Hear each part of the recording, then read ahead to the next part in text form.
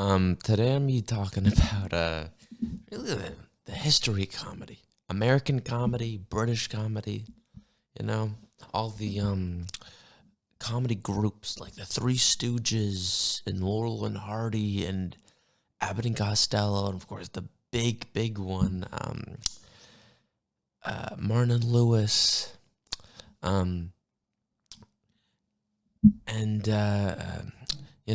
all those sitcoms from really, back in the day, when you had George Burns and Jack Benny and all those great entertainers and uh, um, comedians who came on to the Tonight Show. There was Steve Allen, or really the first real variety show, or really Tonight Show, was the Ed Sullivan Show. That was the show, of the fucking 50s, and that was it. Then you had Steve Allen. No, actually, you had Jack Parr, and then Steve Allen, and then I think Carson, and you had so many great comics, from a lot of them from the 40s and 50s, who just performed in Vegas, and of course, Rickles, and I have a whole list. Hold on a second. Yesterday I was watching a documentary about Mel Blanc, the guy the man of 1,000 voices, and really it was just okay. This is it.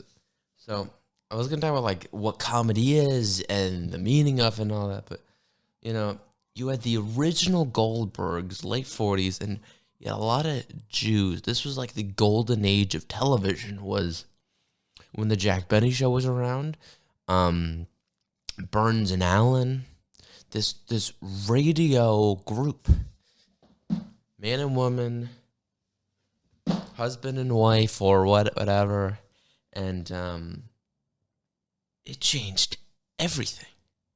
Though I was looking at these radio comedians, George Burns and Jack Benny, and they got their own shows, and really was something. It really was something. But you had Jackie Gleason on The Honeymooners. That was really the first sitcom, and these things, it altered history. Yeah, the Comedy Capers, and of course, all those comedy groups, the Three Stooges. You can't fucking forget the goddamn Three Stooges, man. They were the shit. And of course, you had what else am I missing? Those are the big ones. But to me, what comedy is you're taking something ridiculous and you're laughing at it, something insane. You're kind of being mean about it. You're being negative. You can't. There's no such thing as comedy without being nice. You cannot be nice. It's just, I don't know. It's just the way it works. I didn't make these rules. Sorry. you know.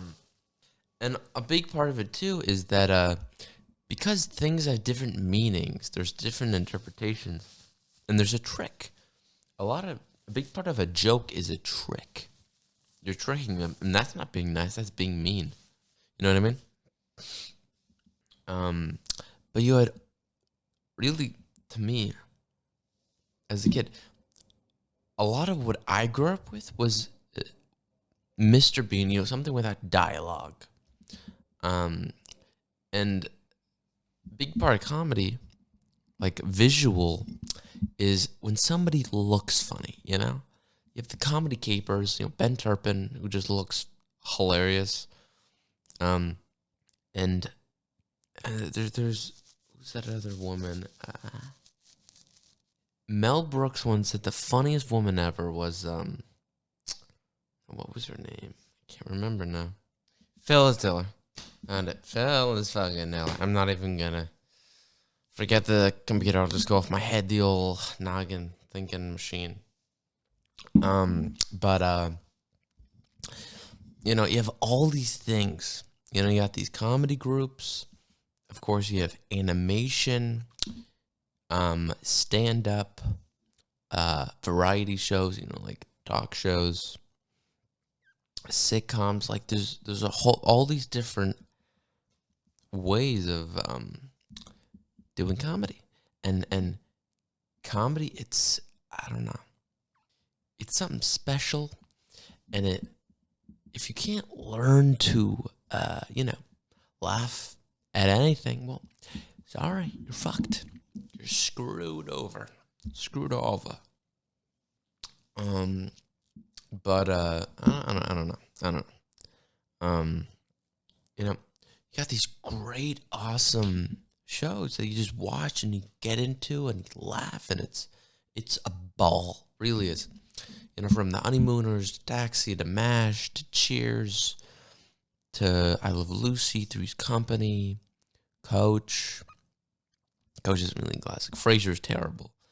I only watched it because it took place in Seattle, but technically one episode. Rest was shot in Los Angeles. But you have later shows, but you have these great comedians, like Jonathan Winters, Steve Martin, Rickles. That's pathetic. That's pathetic. I can't even.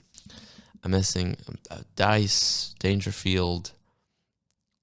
I wouldn't say Jim Carrey. Maybe at the time he was pretty cool. Rich Little, The Great Impressionist. I'm just trying to think. Who are my personals? Radio, it's something else. You could do a whole show on Don Imus. Come on. You do literally, there's some of the funniest bits. A lot of it's sports, but some of the funniest bits, find them online, wherever you might, indulge. But you want to talk like stand-up comedy? Obviously, Carlin and Pryor. I remember there was this guy in Carson I saw with like almost like black and white hair. It made me laugh really hard, but I could never find his name. I don't remember. Maybe that guy from Frasier wrote a book about him and then cried. It kind of looked like that. He had that look. But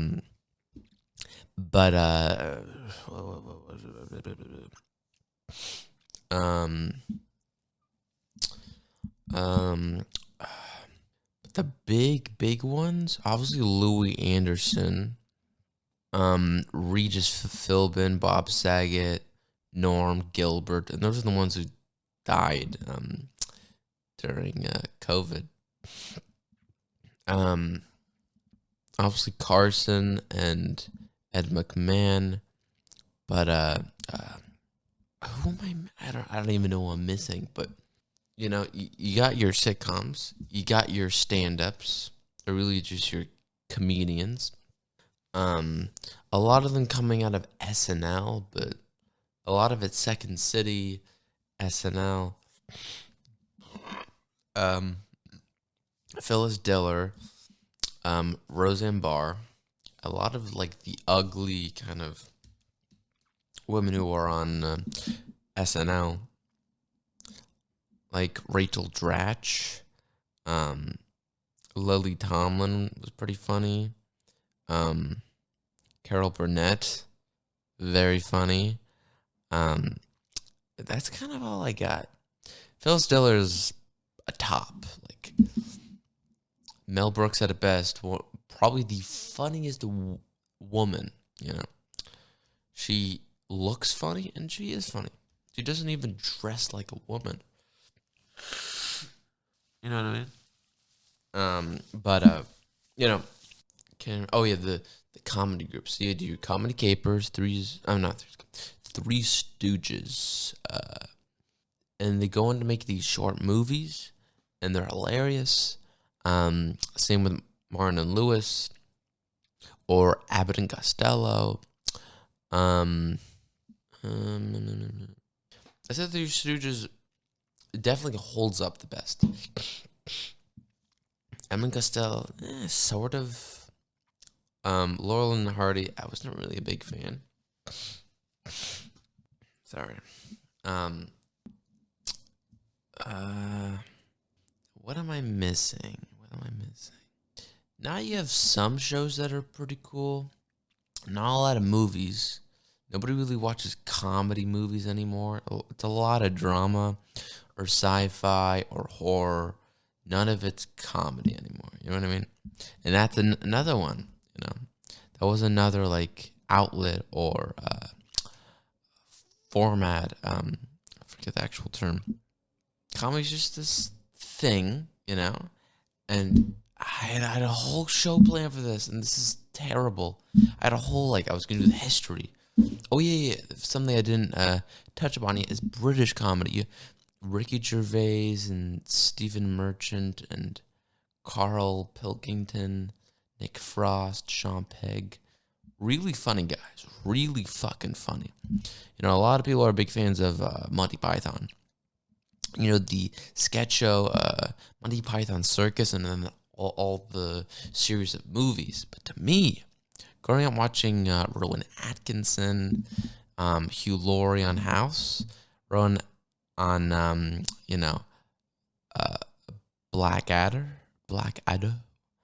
Mr. Bean, Johnny English, and of course, not the 9 o'clock news. And that was that's probably my favorite sketch show. It's so funny, so simple. It's very quick. It moves fast. Oh, Seinfeld. That's another one I definitely forgot. But what the hell was I just zoned out for the longest minute.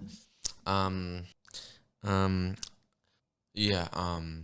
You have The Office. And you have all those Sean Pegg movies with Nick Frost. The one with the zombies and the one with the police officer, which are just great. Obviously,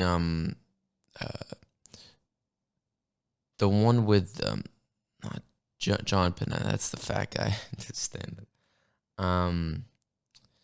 The guy was in Monty Python and Garfield. What was his name? I can't remember his name. But that guy. Let's see if I can find him. Let's see. Monty Python.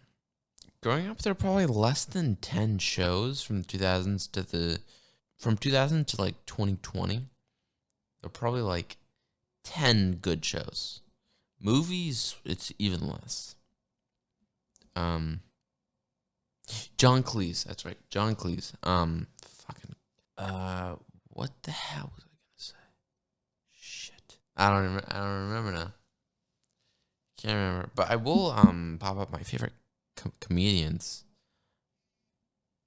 It's not a recent top list, but it's just one I have. One I have in the bank or the vault. Let's try it. Drive. Let's see. See what we got here. Just look up comedians. Because back in the day, how you made money was not really a comedy special. Those weren't very profitable. But it was movies. You went on a talk show to promote the movie. You did stand up, but the people who started making money was Steve Martin and Dice. So here's my list: John Panette, Muddy. I was a huge fan of Rowan Atkinson Live or Gary Mulder because of all the props and things. That felt like a real TV show. George Miller came out of Seattle, which I liked.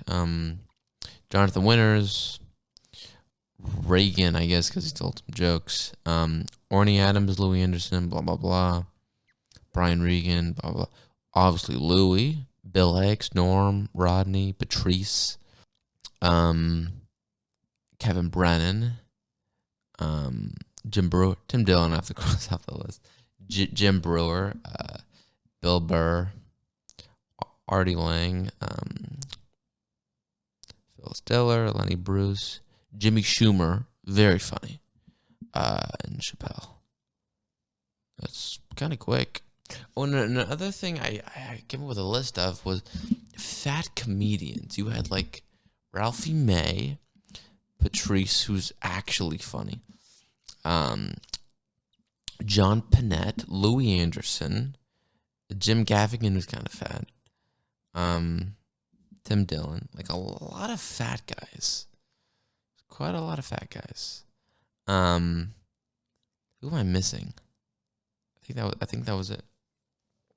But you know, you got a lot of fucking comedy, a lot of genius stuff that I fucking love that other people should look into. If it's a show, a movie, a live performance, or like a talk show, a variety show where people play themselves, it's not like it's on a screen or a TV, there's a studio audience and all that, sketch shows, and the British were really ahead of that, They really made it funny, and they don't have any problems, They dealt with they had their wars. We only had like 5 or 6 wars. And not a lot of them internal. We had one internal war, One was with Britain. You had Korea, you had Vietnam, you had Cambodia, you had the Gulf, Iraq, Afghanistan, World War II, World War One. Those were all external. You know what I mean? We had the Civil War, and then the PC stuff. That's kind of it, And I really think that's why Britain is so great, because they, I don't know, they don't have problems with speech or any of that. Damn, this is just bad. This is just the worst show ever. This is so boring. This is like the most boring crap ever. But growing up, all I remember watching was Cartoon Network. That was the only thing I consciously remember. It was like just the most retarded shows, like Crashbox, which was HBO. I remember watching Three Stooges, but if it wasn't Nick or Disney, it was Cartoon Network, and